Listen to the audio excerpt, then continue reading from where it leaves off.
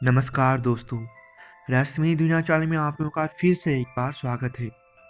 तो आज भी मैं आप लोगों के लिए कुछ डरावनी कहानियां लेकर हाजिर हुआ हूँ इस वीडियो में। तो मैं आशा करता हूँ कि आप सब लोगों को ये कहानी पसंद आएगी। तो चलिए शुरू करते हैं हमारी पहली कहानी से। ये मेरा जीवन का सबसे भयानक अनुभव रहा है। मैंने कभी नहीं सोचा था कि मैं कभी ऐसा दिन भी देखूंगा। मैं और मेरा दोस्त काफी दूर एकांत जगह पर ट्यूशन पढ़ने जाते थे। मैंने बहुत सारी काले जादू से जुड़ी कई कहानियां सुनी थी, लेकिन हमेशा उन्हें मजाक समझता था। मेरी दादी और मेरी माँ हमेशा कहते थे कि हमारे इलाके में बहुत से लोग काले जादू करते हैं। ये बात है 18 नवंबर 2015 की। उस दिन हम ट्यूशन पढ़कर आ रहे थे। रास्ते में एक चौराहे के बीच में कुछ 10 रुपए के सिक्के गिरे हुए थे। उस समय निश्चित रूप से अंधविश्वास वाली बातें हमें समझ नहीं आती थी। हमें लगा कि किसी का पैसा गिरा होगा। हम दोनों ने 10 रुपए के सिक्के को उठा लिया और वहां से चल पड़े। हमारे साथ रास्ते में कुछ अजीब नहीं हुआ, लेकिन मुझे नहीं पता था कि मेरे कमरे में मेरा कोई इंतजार कर रहा है। रात के लगभग 9:30 बजे होंगे। मैं अपने बालों में कंघी कर रहा था। तब मुझे लगा कि कोई मेरे बालों को सहला रहा है। उस समय में भी मुझे ये बात अजीब नहीं लगा और सोचा कि मैं ज्यादा ही कुछ चीजों की कल्पना करने लगा हूँ। जब मैंने अपनी माँ से इस बारे में बात की तो उन्होंने तुरंत पुजारी को बुला लिया, जिसने पीले नींबू के साथ कई अनुष्ठान किए। बाद में जाकर उस नींबू का रंग लाल में बदल गया। फिर पुजारी ने मुझसे पूछा कि मेरे बाल ढीले हैं या नहीं, और प्रभावी रूप से मेरे बाल ढीले थे। और उन्होंने कहा कि मेरे बाल पे ही काला जादू हुआ है। तब मुझे महसूस हुआ कि मेरे दादा दादी और माता पिता के द्वारा बताई जाने वाली कहानियां वास्तव में सच होती थी। तो दोस्तों, आपको यह हमारी पहली कहानी कैसी लगी? तो आइए चलते हैं हम दूसरी कहानी की तरफ। ये बात गोवा की है। मैं अपनी फैमिली के साथ गोवा में ही रहता था। हम पहले वहाँ एक छोटे से किराए के मकान में रहते थे। कुछ दिन पहले ही हम नए घर में शिफ्ट हुए थे, जो कि वास्तव में एक बहुत बड़ा घर था। उसे पाकर हम बहुत खुश थे, लेकिन अचानक ही चीजें बदलने लगी। हमारा परिवार बहुत ही बड़ा है और मेरी माँ का परिवार आमतौर पर हमसे मिलने आता है। उस रात मेरे सभी चचेरे भाई और रिश्तेदार हमारे घर आए हुए थे और रात के खाने के बाद हम सभी लिविंग रूम में बैठे थे, अपनी मम्मी के बचपन की बातें सुन रहे थे, हंस रहे थे। तभी अचानक मेरी मम्मी ने बात करना बंद कर दिया और फर्श पर लेट गई। शुरू में हम में से किसी ने भी इस बात पर ध्यान नहीं दिया। मेरे पिताजी को एहसास हुआ कि मेरी माँ ने बात करना बंद कर दिया है। तब उनकी नज़र माँ के तरफ गई और उन्हें फर्श पर लेटा हुआ देखा। वो हिल भी नहीं रही थी। मेरे पिताजी ने उसे पूछा कि क्या हुआ तुम्हें, लेकिन वो अभी भी लेटी ही हुई थी और उसके चेहरे पर एक डर बहुत साफ साफ दिख रहा था, जैसे कि वो किसी चीज से दूर होने की बहुत कोशिश कर रही हो। अंत में माँ ने बहुत प्रयास के साथ कहा, या अल्लाह, और ये कहते ही वो खड़ी हो गई और सोफे पर जाकर बैठ गई। हमने माँ से पूछा कि क्या हुआ था, आप अचानक से फर्श पे कैसे लेट गई? और उन्होंने हमें बताया कि कोई उनका गला घोटने की कोशिश कर रहा था और वो कुछ कहने के लिए सांस भी नहीं ले पा रही थी या कुछ भी बोल नहीं पा रही थी। हम सभी बहुत भयभीत थे, लेकिन हम कुछ भी नहीं कर सकते थे क्योंकि ये आधी रात की बात थी।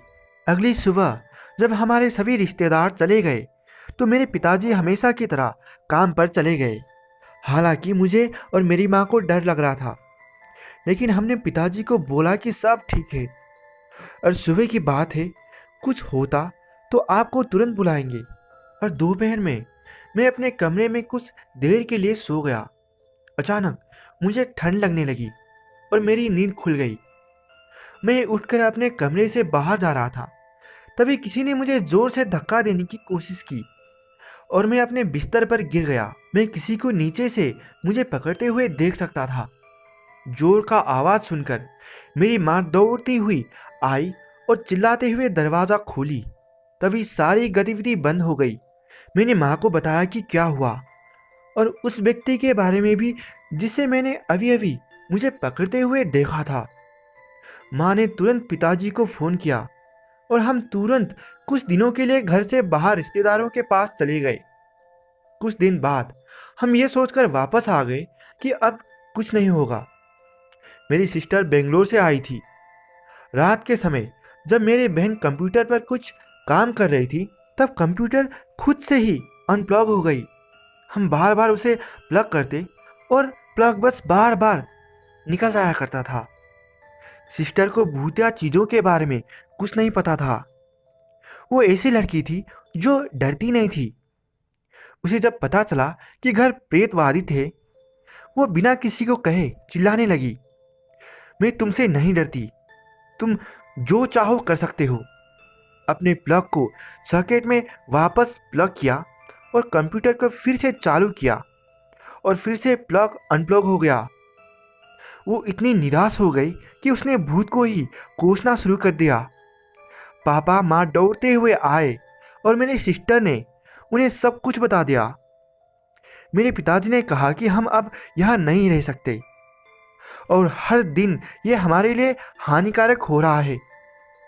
हमने घर छोड़ दिया और जैसे जैसे हम उस घर से बाहर कदम रखे, हमें लग रहा था जैसे हम स्वतंत्र हो रहे हैं, जैसे मैं फिर से सांस ले सकता हूँ। और हमने हमेशा के लिए वो घर छोड़ दिया और नए घर में शिफ्ट हो गए। तो दोस्तों, आपको यह हमारी दूसरी कहानी कैसी लगी? तो आइए हम चलते हैं तीसरी कहानी की तरफ। ये मेरे पड़ोसी के बच्चे की कहानी है। उसका नाम कृति था। वो 3 साल की प्यारी सी बच्ची थी और उस समय मैं 17 साल की टीनेजर थी और छोटे बच्चों की बहुत लाडली थी। मैं अपने खाली समय के दौरान उसके साथ खेलती थी और साथ ही उसे नए शब्द भी सिखाया करती थी, क्योंकि उसने अभी बोलना शुरू किया था। इसीलिए उसके साथ रहना बहुत मज़ेदार था। ये ऐसा था जैसे हम दोनों ने एक बंधन विकसित कर लिया हो। और जब भी मैं उसे देखती थी और उसका नाम पुकारती थी, वो मुस्कुराते हुए मेरे पास आ जाती थी। कृति हमारे घर अक्सर आती थी, लेकिन किसी बीमारी के कारण कृति बीमार पड़ने लगी और एक दिन वो ये दुनिया छोड़कर चली गई। ये घटना सबका दिल तोड़ देने वाला था। कृति के कारण जहां हमारे पड़ोस में हंसमुख माहौल होता था, अब वहां सिर्फ उदासी ही रहता था। कृति के मृत्यु के 1 सप्ताह के बाद की बात है। मैं देर रात अपने दोस्त के पास से लौटकर घर आ रही थी। मैं अपने घर का दरवाजा नॉक कर रही थी। मुझे अंदर से बहुत डर लग रहा था। मुझे लगा कि कोई मेरे पीछे खड़ा है और जब मैं पलटी तो रेड फ्रॉक में एक बच्ची को देखकर चौंक गई। वो बच्ची मुझे देखकर मुस्कुरा रही थी और वो बंद दरवाजे को क्रॉस कर कृति के घर में चली गई। मैं चौंक गई और डर से पसीना आने लगा। अगली रात जब मैं सोने जा रही थी, मैंने अपने बेडरूम की खिड़की खोली और अपने पड़ोसी के बगीचे की तरफ देखने लगी। मैं बगीचे में घूम रहे बच्चे को देखकर चौंक गई और इसने भी रेड कलर का फ्रॉक पहन रखा था। उस रात मैं बिल्कुल नहीं सो पाई और मैं ही क्यों बच्चे और उसकी परछाई को देख पा रही थी, ये विचार मुझे अंदर ही अंदर खाई जा रही थी। शाम को मैं अपने पड़ोसी के घर गई और वहां सारी बातें बताई।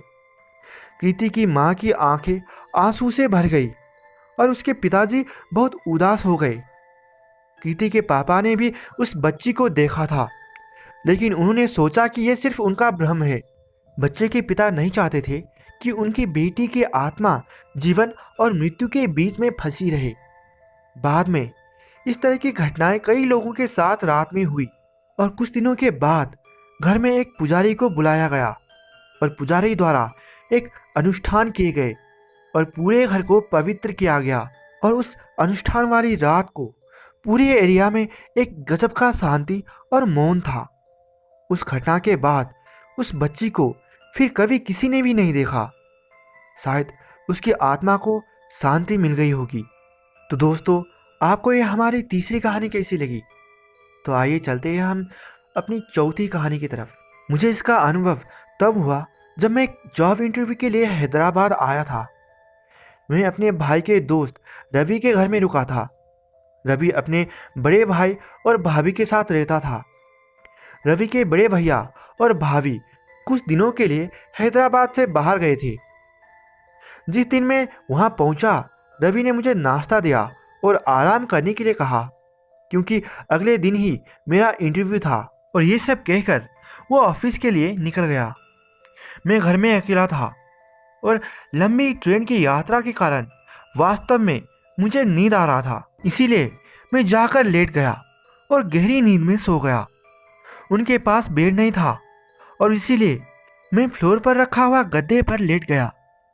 गहरी नींद में मुझे लगा कि पूरी तरह से जला हुआ एक छोटा बच्चा मेरे सिर के पीछे खड़ा है। नींद में ही मैं उसके पूरे शरीर को देख पा रहा था। मैं वास्तव में सो रहा था, लेकिन मैं नींद में नहीं था। अचानक बच्चा गायब हो गया और मैं कुछ समझ नहीं पाया। तो मैं उठ बैठा और जोर से चिल्लाया, यदि हिम्मत है तो मेरे सामने आकर दिखाओ। अचानक वो बच्चा मेरे पीछे, फिर बाईं ओर और फिर मेरे सिर के दाईं ओर कुछ सेकंड के अंतराल के साथ बार बार दिखाई देने लगा। मुझे ऐसा लग रहा था जैसे मैं नरक में हूं। मैंने भगवान कृष्ण को याद करने लगा। मैं कृष्ण का भक्त हूं, लेकिन इसका भी कोई फायदा नहीं हुआ। मैं बिस्तर से उठकर भागना चाहता था, लेकिन कोई शक्ति मुझे ऐसा करने से रोक रही थी। मुझे लगा कि ऐसा करने से इस समस्या का हल नहीं निकलेगा। और फिर पूरी एकाग्रता और शक्ति के साथ मैंने अंत में जय श्री कृष्णा चिल्लाना शुरू किया। और अचानक वो बच्चा मेरे आंखों के सामने से गायब हो गया और कमरे में एकदम से सन्नाटा छा गया। वहां अब मेरे अलावा कोई भी नहीं था। अब मेरे दिमाग में एक ही बार में हजारों विचार आने लगे। मैं तुरंत उस घर से निकला और बाहर चला गया। दोस्त के लौटने के बाद ही मैं उस घर में वापस आया और उसको सारी बातें बताई। तो उसने कहा, ओह, तो तुमने भी उसे देखा? अब मैं डर गया। मैंने उससे पूछा कि वो क्या कह रहा है। तो उसने मुझे बताया कि उसकी भाभी भी एक नहीं बल्कि 3 जले हुए भूत पिता, माँ और बच्चे को देख सकती थी और रात भर चीखती रहती थी, जबकि वो और उसका बड़ा भाई को कुछ भी नहीं दिखता था। रहस्य अभी भी बना हुआ है कि वो कौन है। वैसे इस अपार्टमेंट के बगल में एक कब्रिस्तान था, जो कि बहुत ही गंदी स्थिति में था। लोग वहां कचरा फेंकते थे। मुझे नहीं पता कि यह सब उस कारण से हुआ था कि इसमें और भी कारण है। मैं उस रात होटल चला गया। मुझे उस घर में रुकने की फिर कभी हिम्मत नहीं हुई। तो दोस्तों, आपको ये हमारी चौथी कहानी कैसी लगी? तो आइए चलते हैं हम हमारी 5वीं कहानी की तरफ। मैं एक एनआरआई हूँ और दुबई संयुक्त अरब इमिरेट में रहता हूँ और वहीं काम करता हूँ। लेकिन ये बात गोवा भारत में हुआ था, जहाँ मैं अपनी 2 बेटियों, मेरी छोटी बहन और उसके बॉयफ्रेंड के साथ छुट्टी मनाने गया था। ये घटना जुलाई 2006 का है, जब इंडिया में मानसून का मौसम होता है। हम मुंबई से सुबह 5:30 बजे निकले और जब तक हम गोवा पहुंचे तब तक तकरीबन 4 बज चुके थे। हमने गोवा में रहने के लिए एक घर बुक किया था और इस घर का यूज सिर्फ छुट्टियों पे आए हुए टूरिस्टों के लिए किया जाता था। इसका मतलब ये था कि ये घर अधिकांश समय खाली रहता था। घर की बहुत सफाई के बाद हम रात के खाने के लिए पास के एक रेस्टोरेंट में गए। जब तक हम खाना खाकर घर पहुंचे तब तक हम सभी यात्रा और सफाई से इतने थक चुके थे कि जैसे ही हमने अपना सिर तकिया पर रखा, हम सभी सो गए। आधी रात में मुझे ऐसा फील हुआ जैसे कोई मेरे बालों को सहला रहा हो। मैंने उठकर अपनी बहन और उसके बॉयफ्रेंड को देखा, क्योंकि वो बहुत शरारती था और हमेशा शरारत करता रहता था। लेकिन वे दोनों भी गहरी नींद में सो रहे थे। मैं फिर से लेट गया और अपनी आंखें बंद करने की कोशिश की और फिर से मुझे लगा कि कोई मेरे सिर को बहुत प्यार से छू रहा है। मैं रात भर बाहर गार्डन में रहा, आधा सोया और आधा जागता रहा। और अगली दोपहर मैंने अपनी बहन और उसके बॉयफ्रेंड को इसके बारे में बताया और उसने भी मुझे बताया कि जब वो शावर लेने के लिए बाथरूम में गई थी तो उसे भी बाथरूम में फील हो रहा था कि जैसे कोई वहाँ है। उसे ऐसा लगा कोई उसे देख रहा है। हमें ये पता चल गया था कि ये शक्ति किचन और बाथरूम में बहुत पावरफुल है। मुझे कभी भी इससे खतरा महसूस नहीं हुआ, लेकिन मुझे ये सब पसंद नहीं था, खासकर बाथरूम में। मेरी बहन का बॉयफ्रेंड वास्तव में बहुत डर गया था।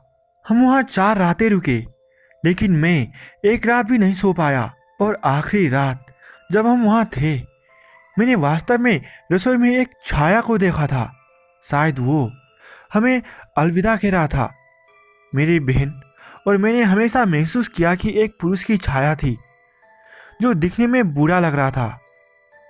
तो दोस्तों, आपको ये हमारी सभी कहानी कैसी लगी? अगर आपको ये कहानियाँ अच्छी लगी है तो इस वीडियो को लाइक ज़रूर कर दीजिएगा और साथ ही साथ इस वीडियो को शेयर भी ज़रूर कर दीजिएगा अपनी व्हाट्सएप, फेसबुक जहाँ कहीं भी हो। अगर आपने इस चैनल को सब्सक्राइब नहीं किए हैं तो इस रहस्यमय दुनिया चैनल को सब्सक्राइब जरूर कर दीजिएगा।